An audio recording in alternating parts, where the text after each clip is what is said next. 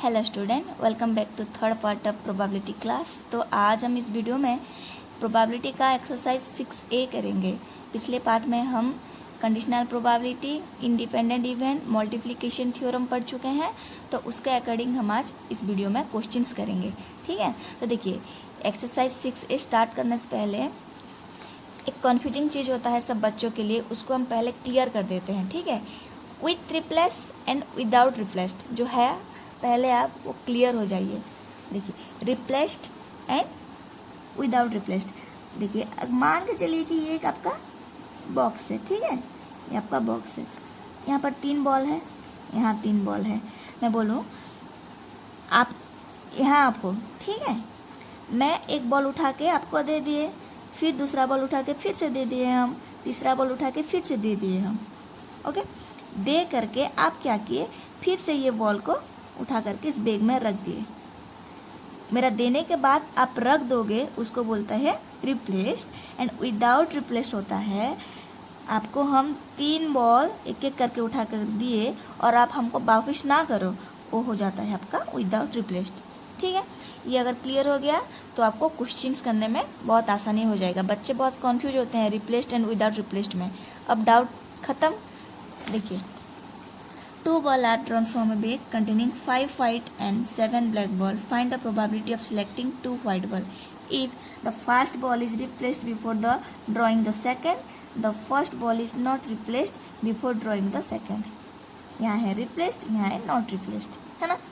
तो एक ball 2 ball है ना, 2 बॉल हम ड्रॉन किए। एक बैग में है 7 ब्लैक बॉल है, 2 वाइट बॉल है बेटा। तो हम क्या किए, 2 बॉल हम क्या ड्रॉन किए बैग से, मतलब निकाले।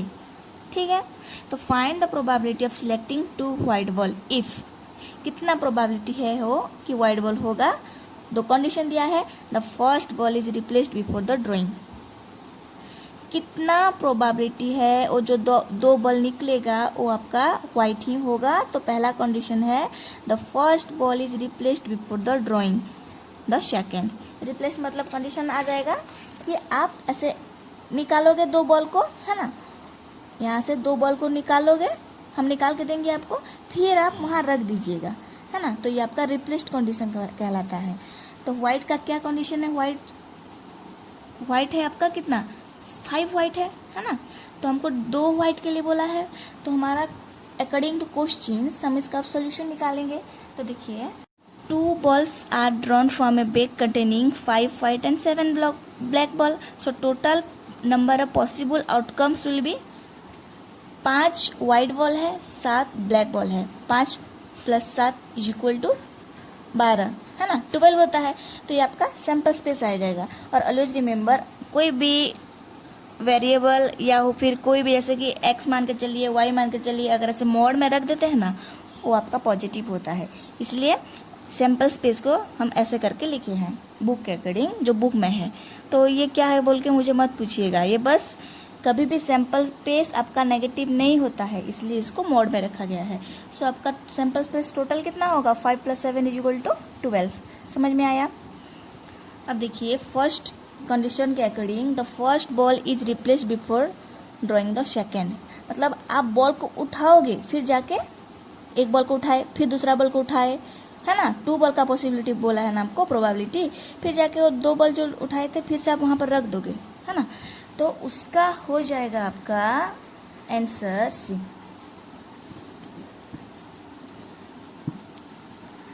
तो first ball is replaced before the second ball is drawn. We are to select 2 white ball, है ना। क्वेश्चन में 2 वाइट बॉल हमको सिलेक्ट करना है। So in both the draw we will get white balls drawing white balls. Drawing a white ball in first draw and second draw are independent event, है ना, क्योंकि ये आपका रिप्लेस्ड कंडीशन हो गया कि आप निकालोगे फिर से डाल दोगे, तो ये आपका इंडिपेंडेंट इवेंट हो गया। Therefore probability of getting 2 white ball is 12। 5 क्यों है, क्योंकि आपका वाइट है ना, 5 वाइट एंड 7 ब्लैक बॉल है। तो क्वेश्चन में बोला है आपका 2 बॉल होना चाहिए, और 2 बॉल ड्रॉन है, तो 2 बॉल ड्रॉन है और पॉसिबिलिटी मांगा है कि वो वाइट ही है। तो हम 5 को ना एज्यूम करेंगे, क्योंकि 5 तो वाइट बॉल है ना बैग में, समझ में आ रहा है ना। सो 5/12 इंटू 2 बॉल है, तो दूसरे ऐसे बैग है ना, हमको यहाँ पर टोटल सैंपल स्पेस कितना है, 12 है, मतलब 12 बॉल है। तो रैंडमली 2 बैग पिक क्या है, फिर जाके रिप्लेस्ड कंडीशन है, इसलिए हम उसको फिर से यहाँ पर डालेंगे। एक उठाएंगे, हमको 2 निकालना है, तो पहले उठाएंगे तो वाइट बॉल मांगा है, तो वाइट कितना है 5, तो टोटल सैंपल स्पेस 12 है। फिर दूसरे बार हमको लेना है, क्योंकि 2 बॉल्स बोला है, तो फिर से निकालेंगे, फिर से रखेंगे, तो कितना होगा 4 नहीं होगा, क्योंकि हम ये रिप्लेस्ड कंडीशन है, फिर से बैग में हम रख दिए हैं, इसलिए फिर से यहाँ पर 5/12 होगा, दैट इज 25/144। इसको हम ऐसे भी लिख सकते हैं NCR के हिसाब से, दैट इज 12C5, है ना, जो आपका फॉर्मूला हो जाता है इसका n factorial divide by n minus r into r factorial, है कि नहीं। समझ में आया रिप्लेस्ड कंडीशन क्या है। अब देखते हैं सेकंड क्वेश्चन। देखिए, the first ball is not replaced before the drawing second. ये आपका नॉट रिप्लेस्ड केस है, मतलब मैं आपको बॉल उठा के दूंगी तो वापस वो बैग में नहीं भरोगे, वो वाला कंडीशन है, ठीक है। तो देखिए उसमें कैसे हम सॉल्व करेंगे question. Here the first ball is not replaced before the second ball is drawn, since we are to got 2 white ball in each draw, है ना, 2 बार हमको बॉल ड्रॉ करना है ना, तो ईच ड्रॉ में हमको वाइट ही मिलना है। We must get a white ball. Now probability of getting a white ball in first draw is 5/12, क्योंकि वाइट कितना है 5 है, so total sample space is 12। जब भी हम किसी चीज़ का प्रोबेबिलिटी निकालते हैं तो फॉर्मूला क्या होता है हमारा, number of favourable outcomes divide by total number of favourable outcomes, है कि नहीं। तो total number of favourable outcome 12 है और हमको वाइट निकालना है, तो बैग में वाइट कितना है बॉल 5 है, इसलिए 5 लिए। और ये नॉट रिप्लेस्ड का केस है, ये पहला वाला ड्रॉ है, probability of getting a white ball in second draw कितना होगा, ये पहला वाला ड्रॉ तो 5/12 हो गया, लेकिन सेकेंड ड्रॉ कितना होगा 4/11, क्योंकि ये नॉट रिप्लेस्ड केस है। बैग से हम अगर 2 बॉल उठा लिए तो अब भरना नहीं है, समझ में आया, इसलिए ये आपका हो जाएगा since the 2 ball draw are independent, है ना। We have the probability of getting 2 white balls is 5/12 into 4/14, यहाँ पर 4/11, दिस इज योर 11, सॉरी, हाँ 4/11, दैट इज 20/132। समझ में आया। अब आते हैं क्वेश्चन नंबर 2 पर। देखिए, 2 cards are drawn from a pack of 52 cards, find the probability that they are of different suits, they are of different denomination. मतलब ताश का पत्ता है जो आपका 52 होता है टोटल कार्ड उसमें प्रेजेंट है ना, तो 52 कार्ड्स हमको 2 कार्ड्स पिक करना है। देखिए, और एक चीज़ ध्यान दीजिए, मतलब आप जब क्वेश्चन में करेंगे तो कहाँ आपको रिप्लेस्ड लिखेगा और कहाँ पर नॉट रिप्लेस्ड लिखेगा। अगर क्वेश्चन में कुछ ना दिया गया हो तो आप हमेशा नॉट रिप्लेस्ड केस मान के चलिएगा, ठीक है। इसमें कुछ दिया नहीं है, इसलिए हम नॉट रिप्लेस्ड केस मान के चलेंगे। तो पहला क्वेश्चन देखिए, they are of different suits. Different suits मतलब क्या होता है आपका, जो आपका ताश में रहता है 13 13 13 13 करके present, that is your diamond, heart, club, spades, है ना, इसको कहा जाता है सूट्स। तो 2 कार्ड्स हमको पिक करना है 52 कार्ड से, तो क्या प्रोबेबिलिटी है कि वो दे आर डिफरेंट सूट्स, मतलब इधर स्पेड से मतलब अलग अलग होगा, आइदर हार्ट से होगा या डायमंड से होगा या फिर हार्ट से होगा या इससे होगा या इससे होगा या इससे होगा। समझ में आया। जो 2 कार्ड पिक करेंगे तो डिफरेंट सूट होने का कितना प्रोबेबिलिटी है, वही है पहला bit. Second bit, they are of different denomination, ठीक है, डिफरेंट डिनोमिनेशन का है। अब देखिए डिनोमिनेशन क्या है करते वक्त हमको पता चल जाएगा। 2 cards are drawn from a pack of 52 cards. The card are drawn one after another. Each suit says 13 cards, है ना, इसका 13 13 13 13 रहता है। So sample space will be your 52C2। हमारा सैम्पल स्पेस क्या आ जाएगा, क्योंकि क्वेश्चन में कहा गया है 2 कार्ड्स हमको पिक करना है 52 कार्ड से, इसलिए हमारा हो जाएगा, इसको हम ऐसे 2/52 भी लिख सकते हैं, NCR है ना, कॉम्बिनेशन है इसलिए यहाँ पर चूज करते हैं। कॉम्बिनेशन पढ़े होंगे फर्स्ट ईयर में, कॉम्बिनेशन का मतलब चूज करना होता है, इसलिए हम इसको NCR से रिप्रेजेंट करते हैं।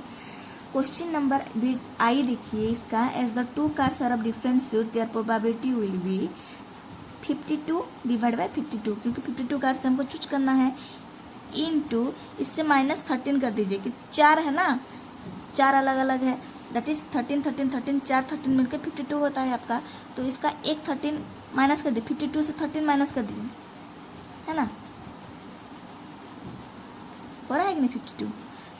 तो into 39 divide by 51, they are of different suit बोला है ना, तो एक जो कार्ड निकालेंगे वो 52 कार्ड से ही चूज करना होगा हमको, that is 52 divide by 52 into different आपका सूट्स है, दैट इज 39 डिवाइड बाई एक फिर से कमेगा यहाँ पर, दैट इज 51।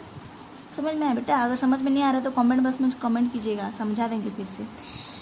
इस डिनोमिनेशन कंटेंट 4 कार्ड्स है ना, ये तो ये है 3 है, इन लोग कंटेंट करते हैं अलग अलग 4 cards, as the 2 cards are of different denomination, their probability will be 52 card से सिलेक्ट करना है, that is 52 डिवाइड 52 इनटू हमको फिर से 4 माइनस करना होगा, है ना, इस डिनोमिनेशन कंटेंट 4 कार्ड्स बोला है इसलिए, तो 52 से 4 माइनस कीजिए 48 डिवाइड बाय फिर से एक कमेगा, दैट इज योर 51।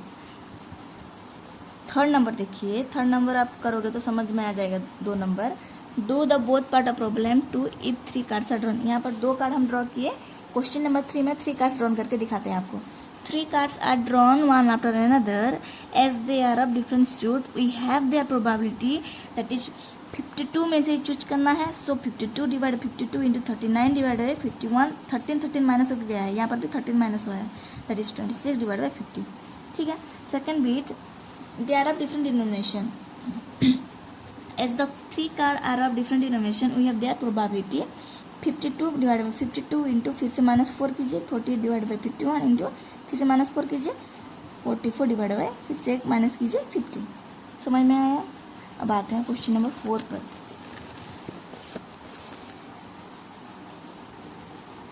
देखिए, do both part of problem 2 if 4 cards are drawn random, वही 52 डिवाइड बाई 52, फिर से यहाँ पर आप 13 माइनस कीजिए, 39 डिवाइड बाई 13 माइनस करेंगे 39 डिवाइड 51 होगा, इनटू फिर से 13 माइनस कीजिए 26 डिवाइड बाई 50, और यहाँ से फिर से 13 माइनस कीजिए 13 डिवाइड बाई 59। समझ में आया? पहला वाला 2 था, ये 3 है, ये 4 है। वैसा यहाँ पर 4 कार्ड जो डिनोमिनेशन वाला 52 डिवाइड बाई 52 इंटू इसमें 4 माइनस कीजिए, इसमें 4 माइनस कीजिए, 4 माइनस कीजिए, और यहाँ पर एक एक कमते जाएगा। समझ में आया? 5 नंबर देखिए, a lot contain 15 items of which 5 are defective. If 3 items are drawn at random, find the probability that all 3 are defective, none of the 3 is defective. Do this problem directly. Contain 15 items है ना, of which are 5 defective. जो 5 item content करता है उसमें 5 defective है। 3 item are drawn random at random, ठीक है, 3 item are drawn at random, 3 item जो है रैंडमली पिक किया गया, as the item are drawn one after another, their probability will be not replace, किस लेके करेंगे क्योंकि यहाँ पर मेंशन किया नहीं है, so 5 divide by 15 into 4 divide by 14 into 3 divide by 13। 3 बार हमको पिक करना है ना, 3 items are drawn at random, 3 items हमको वहाँ से पिक करना है। तो क्वेश्चन में कहा गया है कि as the items are drawn one after another the their probability, है ना, तो ऑल 3 आर डिफेक्टिव करके हमको पूछा गया है बिटाई में। तो डिफेक्टिव मतलब हम, क्योंकि इसमें 15 जो आइटम कंटेंट है उसमें 5 डिफेक्टिव है, इसलिए हम इसको 5 लेंगे टोटल सैंपल स्पेस से, है ना। टोटल फेवरेबल आउटकम से हम नंबर ऑफ फेवरेबल आउटकम लेंगे, क्योंकि डिफेक्टिव पूछा है तो डिफेक्टिव हमारा बैग में 5 है। 5 डिवाइड बाई 15 इंटू 3 बार पिक करना है, तो दूसरी बार में 4 बाई 40, और एक बार हो गया 3 बार 3 बाई 13। तो ये हो गया आपका बिटाई का answer. As none of the 3 items are defective, we have to draw 3 non-defective items one after another. That is, अगर ये क्वेश्चन में इधर डिफेक्टिव करके पूछा है, यहाँ पर डिफेक्टिव ना हो तो 15 में से 5 माइनस कीजिए, कितना हुआ 10 हुआ। तो total possible outcome is 15, 10 divided 15। एक बार पिकअप किए, दूसरे बार अगर करेंगे तो ये फिर से एक माइनस होगा, दैट इज 9/14 इंटू फिर से करेंगे थर्ड बार तो ये कम दिल जाएगा, हमेशा कम हो तो डिक्रीज होके जाएगा। तो 8 डिवाइड बाई 13। समझ में आया क्वेश्चन नंबर 6। अब आते हैं क्वेश्चन नंबर 6 पे। देखिए, a pair of dice is thrown, find the probability of getting a sum of at least 9। At least कहा गया है ना, 2 डिजिट को सम करेंगे तो उसका एटलीस्ट 9 आना चाहिए। इफ 5 appears, अगर 5 appears on at least 1 of the dice, अगर 5 आएगा तो कितना सम बन सकता है, ऐसे बोलने से समझ में नहीं आएगा। देखिए, हम जब 2 डाई को क्या करेंगे, थ्रोन करेंगे, डाइस पेयर मतलब 2 डाई को हम जब थ्रोन करेंगे तो उसका पॉसिबल आउटकम क्या होता है सैंपल स्पेस में 36 आता है। फर्स्ट टर्म में पढ़ चुके हैं कैसे, जैसे कि 1 1 1 2 1 3 1 4 ऐसे करके पूरा 6 तक आता है। मतलब ये एक डाई का है, ये एक डाई का है, ये एक डाई अगर मैं इसको फेंक दूँ 1 1 आ सकता है अरेंजमेंट है ना, 1 2 आ सकता है ऐसे, 1 3 आ सकता है ऐसे, ऐसे करके पूरा 6 तक आ सकता है कि नहीं, 6 तक। तो उसका सैंपल स्पेस 36 हो जाता है। तो उसमें से हमको जो डाई 2 थ्रो किए उसमें से क्वेश्चन में कहा गया है कि उसका sum of at least 9 if 5 appears। देखिए क्वेश्चन, देखिए आंसर देखिए इसका, let A be the event of getting at least 9 point है ना, at least 9 point and B be the event that appear 5 on at least 1 of the dice. छोड़िए ये सब, पूरा आ जाइए मैथमेटिकल में। तो बी हो गया आपका the event that 5 appears on at least 1 of the dice. एक ही मतलब एटलीस्ट एक बार आना चाहिए वो डाई में। तो देखिए इधर 5 कहाँ आया है, इधर देखिए 5 है ना, एक इधर 5 है, 2 5 2, यहाँ पर 5 है 3, यहाँ 4 5 6 7 8 9 10 11 है ना। बी को अरेंज कर दिया ऐसे 1 2 3 4 5 6 7 8 9 10 11। समझ में आया, 5 आना चाहिए है ना डाई में, एटलीस्ट एक ही बार मतलब एटलीस्ट 5 आना चाहिए जो डाई आप थ्रोन करेंगे। फिर ए में बोला है कि event of getting at least 9 point, हमको 9 उसका जो सम है ना, सम ऑफ एटलीस्ट मतलब दोनों डिजिट को ऐड करके 9 होना चाहिए एटलीस्ट, उससे ज़्यादा हो तो फर्क नहीं पड़ेगा। तो कौन कौन सा हो सकता है वो पेयर, देखिए 3 + 6 इज 9 है ना, 4 + 5 इज 9, मतलब 9 से नीचे नहीं होना चाहिए, उससे ज़्यादा होने से चलेगा लेकिन 9 से नीचे नहीं होना चाहिए, एटलीस्ट बोला है इसलिए सम है ना। तो सम 3 + 6 9, 4 + 5 9, 5 + 4 9, 3 + 6 6 + 3 9। देखिए ये इतना तो 9 तक हो गया, इससे ज़्यादा हो तो चलेगा, दैट इज 4 + 6 10, 5 + 5 10, 6 + 4 जो भी है, 5 + 6 जो भी है, 6 + 5 जो भी है, मतलब 10 से 9 से ज़्यादा होने से चलेगा लेकिन 9 से नीचे नहीं होना चाहिए। समझ में आया, 6 + 6 12, समझ में आया ना। देखिए यहाँ पर आपका 10 यहाँ पर 14 11 होता है, ये नहीं ये 10 होता है। तो देखिए यहाँ पर 10 10 10 11 11 12, मतलब 9 से ज़्यादा हो तो चलेगा लेकिन 9 से कम नहीं होना चाहिए। समझ में आया। तो so A intersection B will be your what, common point बांट लीजिए 4 5, इधर भी 4 5 है, 4 5 है ना, तो कॉमन हो गया इसका 4 5 5 4 5 5 5 6 6 5। तो अब कंडीशनल प्रोबेबिलिटी यूज कर लेते हैं। इफ का कंडीशन के हिसाब से क्या बोलता है, probability of A when B has already occurred है ना, बी ऑलरेडी अकर्ड है, that is probability of A intersection B divided by probability of B. So total sample space 36 होता है हमारा। So 5 is your 1 2 3 4 5 probability of intersection B का divide by इसका क्या है 11 है, ऑलरेडी जो अक्कड़ है 11/36 इक्वल टू 5/11। समझ में आया।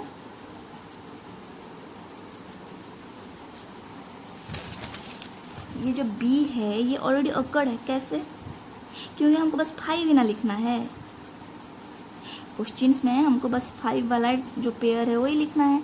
यहाँ पर तो एटलीस्ट 9 का बोला है लेकिन 9 से हम ज़्यादा लिख लिए, ये तो ऑलरेडी अकड़ हो चुका है इसलिए हम उसको बी लिए नीचे। समझ में आया। 7 नंबर पे आइए। A pair of dice is thrown. If 2 numbers appear are different, find the probability that the sum of point is 8. The sum of point exceed 8. 6 appear on one die. समझ में आया। So if pair of dice is thrown as 2 number are different, we have sample space s is equal to 30.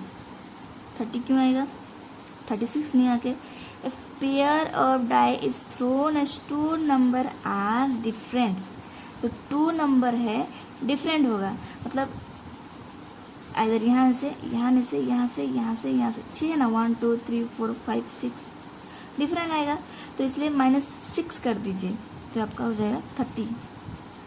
A pair of die is thrown as 2 number are of different, हमको नहीं जान, हम तो पता नहीं है ना कहाँ से आएगा, कहाँ से कम होगा, तो ये एक पेयर है, ये एक पेयर है, ये एक पेयर है, तो टोटल 6 पेयर है, तो -6 कर दीजिए, तो आपका 30 आ जाएगा इसमें सैम्पल स्पेस। समझ में आया। थोड़ा सा क्रिटिकल है बेटा, लेकिन समझने से सब कुछ मुश्किल आसान हो जाता है। So let A be the event that the sum of point on the dice is 8। Sum 8 होना चाहिए, है ना, वो the number of dice are of different, और the number of dice are different. So हो गया आपका 6 + 2 = 8, यहाँ भी 8, यहाँ 8, यहाँ 8, यहाँ 8, तो प्रोबेबिलिटी ऑफ ए क्या होगा, a / s, that is mod में भी लिख सकते हैं 1 2 3 4 डिवाइड बाई सैम्पल स्पेस आपका 30 था। वैसे बी में देखिए, let B the event that the sum of point exceed 8, 8 से ज़्यादा हो सकता है, दैट इज 6 ये 9, ये 9 9 9 9 9 10, दिस इज योर 10, है ना। सो ये आपका हो जाएगा 1 2 3 4 5 6 7 8, 8 डिवाइड बाई 30। समझ में आया। अब आते हैं, देखिए हमने क्यों यहाँ पर 6 नहीं लिया, उसमें तो 6 इसलिए तो 12 हुआ था, यहाँ पर क्या बोला है, for the number of dies are of different, है ना, इसलिए हम यहाँ पर 6 नहीं लिया। See B the event that 6 appear on die, 6 6 6 6 जहाँ appear है वहाँ सी को उठा के लिख दिए और उसका कर दिया प्रोबेबिलिटी। 1 2 3 4 5 10 है, 10 डिवाइड बाई 30, दैट इज 1/3। समझ में आया। 8 नंबर देखिए, in a class 30% of student fail in mathematics, 20% fail in English, 10% fail in both, fail in both. A student is selected at random, ठीक है, चलो। In a class 30% of student fail in math, 20 English, 10 in both. समझ में आया। So let A be the event that the student fail in maths and B be the event student fail in English. So math का कितना है, 30 है, सो हम percentage से calculate करते हैं, अगर कितना प्रतिशत फेल हुए हैं, कितना पास हुए हैं, सो आपका प्रोबेबिलिटी क्या हो जाएगा, total number of sample space, जो आपका total number of favourable outcomes 100 होगा, उसमें से जो आपको निकालना है 30 है, 30 डिवाइड बाई 100, ये भी 20, ये भी हो गया आपका इंग्लिश का। सो इंग्लिश में कितना फेल थे, 20%, दैट इज 20/100, तो सैम्पल स्पेस आपका क्या है, 100 है, तो इन दोनों का इंटरसेक्शन क्या हो जाएगा, 10/100 हो जाएगा ना, इन दोनों का common. If he has failed in English, what is the probability that he has failed in mathematics? ठीक है, अगर वो इंग्लिश में फेल्ड है तो कितना प्रोबेबिलिटी है कि वो मैथ में भी फेल है। सो इसका कंडीशनल प्रोबेबिलिटी अप्लाई कर दीजिए, probability of A when probability B is already occurred, तो बी आपका क्या है, यहाँ पे बी आपका इंग्लिश में फेल है, तो इंग्लिश में फेल है, वो ऑलरेडी यहाँ पर मेंशन कर दिया है। अगर वो बी अकर्ड हो गया ना कि if he has failed in English, तो प्रोबेबिलिटी हमको पूछा है मैथ का, सो हो जाएगा हमारा ऐसा, probability of A intersection B that is 10 divide by 100 निकाले थे अभी, इस दोनों का इंटरसेक्शन 10/100 था, और प्रोबेबिलिटी ऑफ बी क्या था आपका 20/100 था, तो 1/2 ये the chances that is fail है वो मैथमेटिक्स में। वहाँ पर वैसे if the if he has failed in math what is the probability that he failed in English. मतलब प्रोबेबिलिटी क्या है आपका होने का, जो अकड़ हो चुका है मैथ का, तो इसको जगह चेंज कर दिए बस, है ना, दैट इज बी बाई कर दीजिए, निकल आएगा। What is the probability that he has failed in both, तो ए इंटरसेक्शन भी हमारा क्या निकला था 10/100, तो ये आपका आ जाएगा 1/10। ओके, तो आज के वीडियो में इतना ही। नेक्स्ट पार्ट से हम क्वेश्चंस नंबर 9 से शुरू करेंगे बेटा। Okay, thank you.